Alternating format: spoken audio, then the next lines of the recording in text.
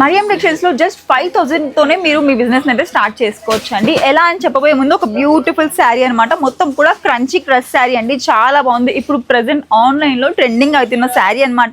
ఈ శారీ మొత్తం కూడా మనకి పీకాక్ ప్యాటర్న్ అయితే వచ్చేసింది. ఫ్లోరల్స్ లో చూసాం, ఎలిఫెంట్ లో చూసాం, ఇప్పుడు మొత్తం కూడా పీకాక్ ప్యాటర్న్ అనమాట.